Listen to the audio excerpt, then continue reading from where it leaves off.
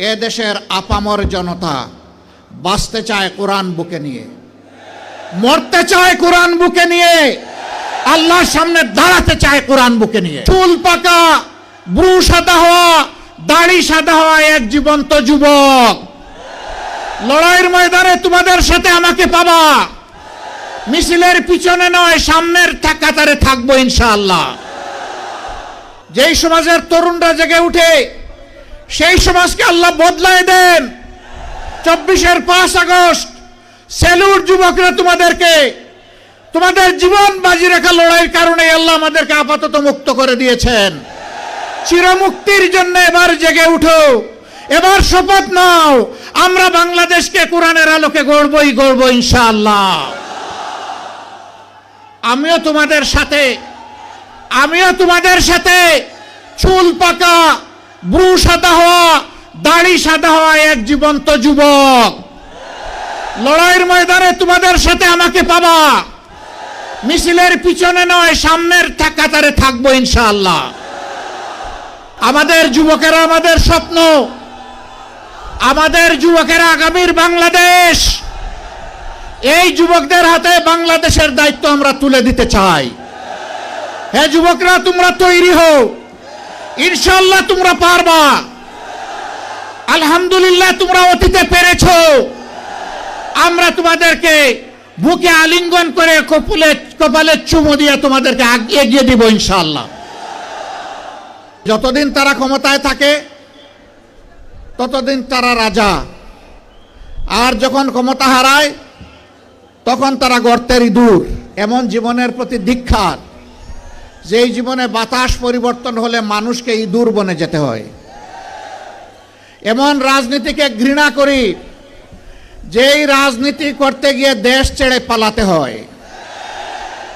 ফাঁসির রশিতে ঝুললেও যেন সম্মানের হয়,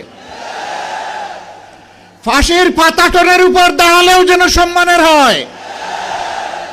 আবু সাইদের মতো বুক পেতে গুলি নিলে সেটাও যেন আনন্দের হয়। এমন জীবনী রাজনীতিবিদের জীবন হওয়া উচিত। অতীতে সোনার বাংলা কায়েম করতে গিয়ে শ্মশান বাংলা কায়েম করা হয়েছে।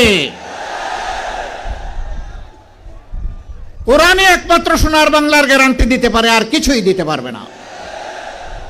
ইতিমধ্যেই বাংলার জমিনে তার পরীক্ষা নিরীক্ষা শেষ। এখন হবে ইনশাআল্লাহ কোরআনের বাংলাদেশ।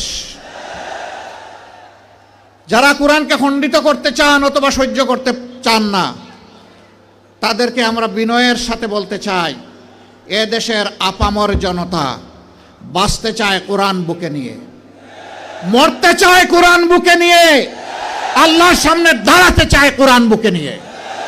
কোরআনকে আমাদের থেকে বিচ্ছিন্ন করা যাবে না ইনশাআল্লাহ। এই দেশে যতগুলা ইসলামী দল আছে সবগুলার দিকে আপনারা তাজা চোখ দিয়ে তাকিয়ে দেখুন।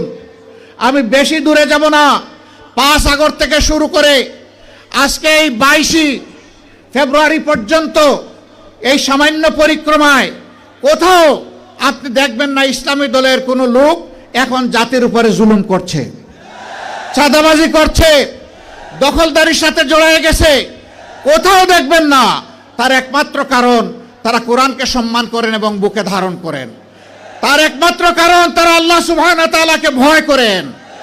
যাদের অন্তরে আল্লাহর ভয় আছে তারা মানুষের উপর জুলুম করতে পারে না। তারা মানুষকে ভালোবাসে, তারা মানুষকে শ্রদ্ধা করে।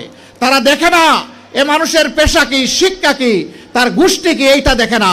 দেখে সে আল্লাহর সৃষ্টি আশরাফুল মাখলুকাত। 2009 সালের 10 জানুয়ারি আওয়ামী লীগ ক্ষমতায় আসার পর 2024 সালের 5 আগস্ট পর্যন্ত যেই দলের সবচেয়ে বেশি সংখ্যক শীর্ষ নেতাকে খুন করেছে তার নাম হচ্ছে বাংলাদেশ জামাত ইসলামী। এক এক করে 10 জনকে খুন করেছে, আর আল্লাহ একজনকে বাঁচিয়ে রেখেছেন। তিনি হচ্ছেন আমাদের ভাই এটিএম আজহারুল ইসলাম। আফসোসের বিষয়, 6টি মাস চলে গেল, বাংলাদেশ ফেসিবাদীদেরকে তাড়ালো, কিন্তু ফেসিবাদের বোঝা এখনো এটিএম আজহারুল ইসলামের ঘাড়ের উপরে রয়ে গেল। এক এক করে জাতীয় নেতৃবৃন্দ সবাই বের হয়ে আসলেন, এখনো আজহারুল ইসলাম অন্ধকার প্রকোষ্ঠে থেকে গেলেন কারাগারে। তাই আমি মনের কষ্ট নিয়ে সেদিন বলেছি যে আজহার ভাইকে ভিতরে রেখে আমি আর বাইরে থাকতে চাই না। আমি সরকারকে অনুরোধ করেছি আগামী 25 তারিখ আমি স্বেচ্ছায় নিজেকে আইন শৃঙ্খলা বাহিনীর হাতে তুলে দিয়ে বলবো আমাকে গ্রেপ্তার করুন এবং আমাকে কারাগারে পাঠান। যেদিন আজহারুল ইসলামের মুক্তি হবে তার পরের দিন আমার মুক্তিটা দিয়েন। 13টি বৎসর কারাগারের অন্ধকার প্রকোষ্ঠে দুকে দুকে জীবনের সাথে তিনি লড়াই করছেন। এই সময়টা প্রিয়তমা সহধর্মিণীকে তিনি হারিয়েছেন। এই সময়টা তার পরিবার ছিন্ন ভিন্ন হয়ে গিয়েছে। সেই মানুষটার উপরে আর জুলুম করবেন না। দয়া করে তাকে এখনই মুক্তি দেওয়ার ব্যবস্থা করুন। যদি মুক্তি না দেন, বাংলাদেশ জামাতে ইসলামীকে সরাসরিভাবে আককরি করতে এই দেশের 3 কোটি প্রাপ্তবয়স্ক মানুষ সমর্থন করে এই 3 কোটি মানুষকে জেলে নেওয়ার জন্য প্রস্তুত হয়ে যান।